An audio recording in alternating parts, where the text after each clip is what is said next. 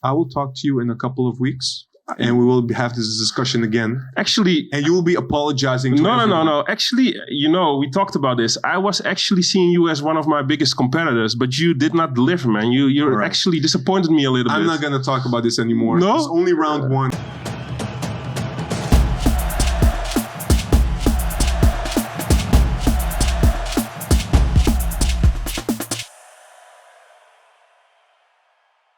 Hi guys, welcome to GameTalk. Today we played in the Dutch Cup against Spakenburg, an amateur team, a very good team actually, and Ajax won the game. So we're through to the quarterfinals. Today to discuss with me is Ajax.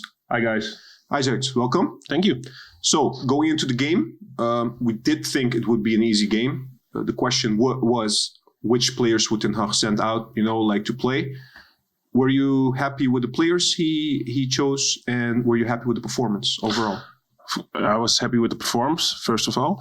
I expected a little bit different formation. Not actually the formation, but the lineup. And they did well. Ünüvar got some minutes. Ekkelenkamp got some minutes. dejong was a surprise for me, but he did well, very well. He had a hat-trick, so yeah. Overall, decent performance. Mm-hmm. A few different names than I expected in the lineup. Yeah, you told me that. So who would you have gone for if it was up to you? Because you were surprised, I think. For me, it would have been more of a mix between more starters and some more youth. But he actually gave Marin a chance again, dejong a chance again. I would have gone with Gravenberg probably. And Ünüvar maybe some more minutes, but it was already nice that he got a quarter of an hour. So that's great. And he scored actually. So I think it's a great debut for him. But you can argue that Ten Hag just chose to bring the players in that didn't play a lot lately in the last few months. Mm-hmm. So if you look at that, except for Martinez and Tadic probably, all the other players, of course Tadic, he never misses a game. But apart from these 3 players, I think overall, all the other players are really bench players lately. Yep. So I do understand why he did it. Yeah, and it's actually a trend in several competitions, When there's a cup game, a lot of the second team players or like bench players that are not our first pick players. Yeah, like the reserves. Yes, they play a lot, and in England and Spain and also a little bit Italy and Germany, it's normal. And in Holland, you see this also more and more now, especially if you play against amateurs. With all due respect to Spakenburg, but they are an amateur team. So it's logical that they send in second, not first team players, but the players that do not play regularly. Let's keep it at that. Yeah, that's true. And honestly, again, because it's Spakenburg, Ten Hag can mix a little bit, a couple of players.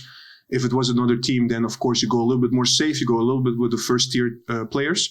But overall, it was a decent performance. Yeah.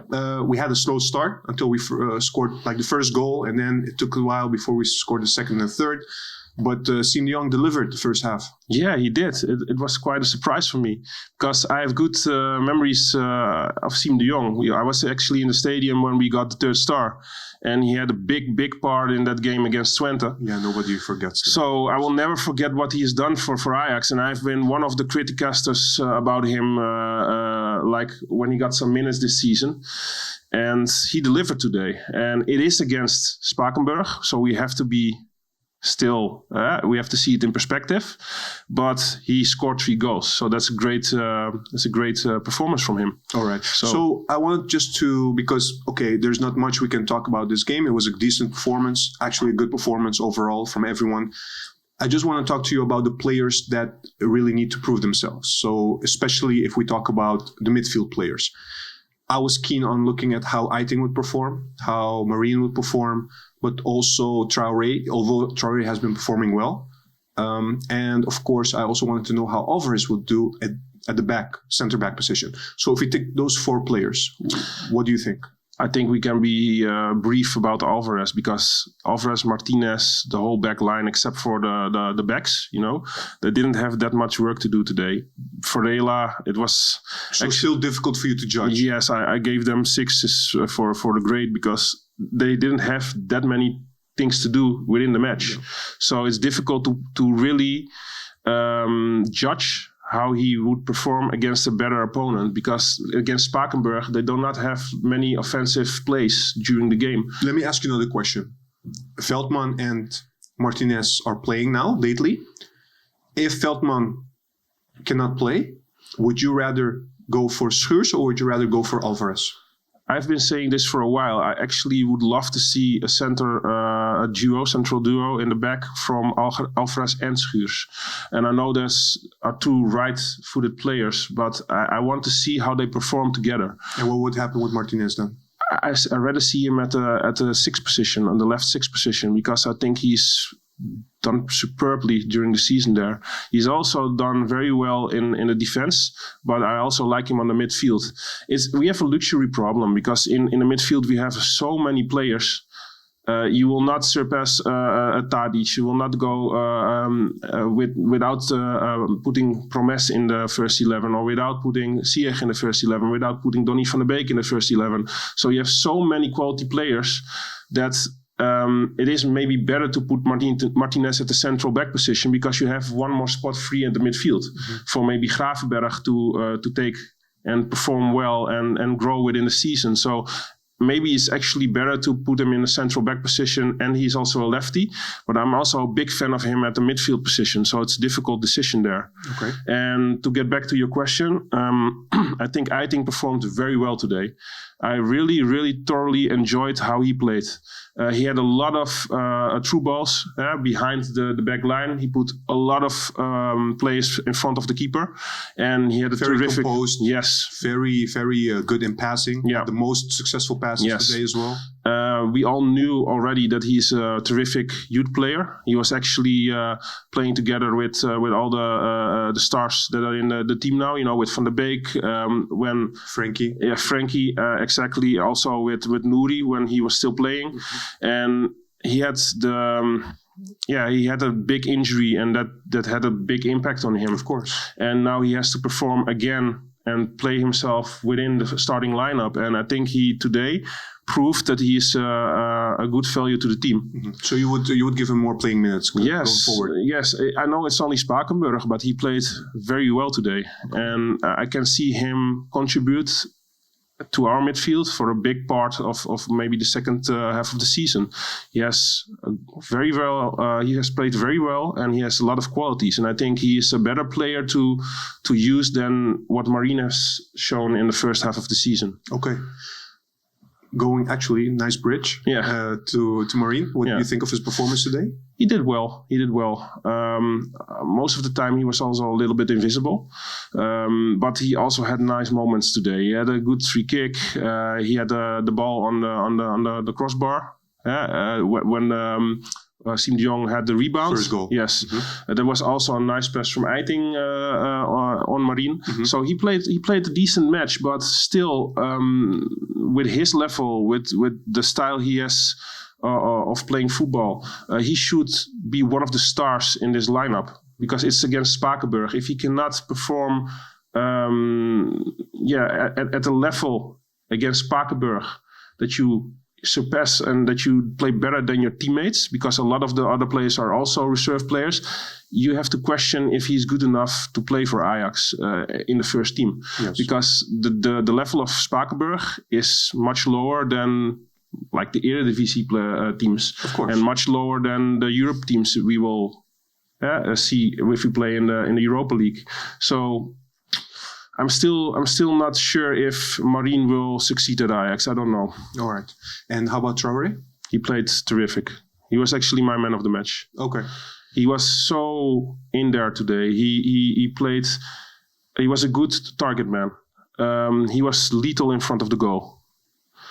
He had good combination football with the other players. He's strong. You wouldn't expect from a player who's that big. Yeah. You know, if you see him, you don't expect from him to be this like light-footed and quick in the small areas. You know. Actually, if you see him, you would not guess that he's 19 years old. Exactly. He looks like a little Drogba. You know, he's like very strong and a very good build for a footballer, and he's also athletic. So very promising. Yes, I really hope Ten Hag will give him more minutes as well. Me too.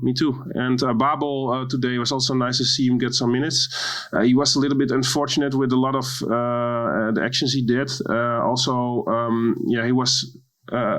He was put in the lineup on the left winger position, but he was a lot of times he was in the center.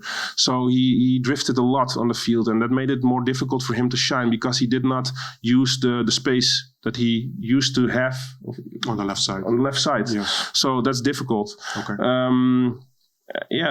Overall, it's a decent performance, and the players that played today, for me, the ones that stood out were Eiting, dejong, Tadic played very well, and of course Traoré. He was my man of the match. I gave him a 9, and I think he's a very, very promising player, and we could see him be a future star of Ajax, I think. All right, great. So Ajax is true. Yeah, we will play Vitesse in the quarterfinals.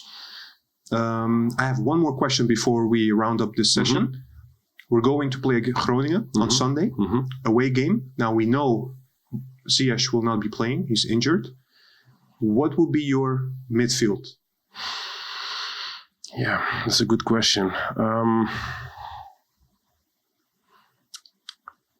I think we should have to go with Gravenberg at the midfield position. I don't know if it's too soon to play with Eiting also there, because he didn't play many matches on the level that he's going to play if he puts him in the lineup again. So maybe it's better to play with Gravenberg. I would prefer actually to have Van de Beek on 10 because Ziyech is not there. So probably I would go with Marin. With Martinez on the left 6 position, Gravenberg maybe on the right one, and go with maybe Veldman and Schuurs at the central back positions. It's difficult because Martinez can also play there, but who you have to put next to... But if it's up to you, you would play like this? I would play... Yeah, I think I would play with Veldman and Schuurs at the back. Okay, and Van de Beek will be the number 10. Yes, because he's very good at penetrating into the box.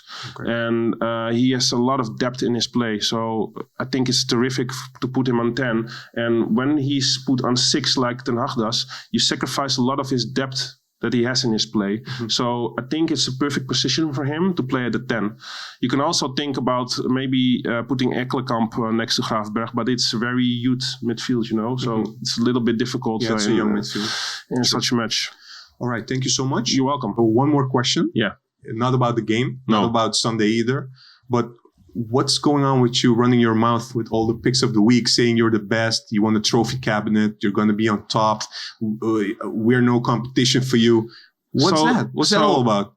I do not have to build a trophy cabinet. When is my prize coming for Chris the Panel champion? What do you mean? We saw Papimento eat some grasshoppers here.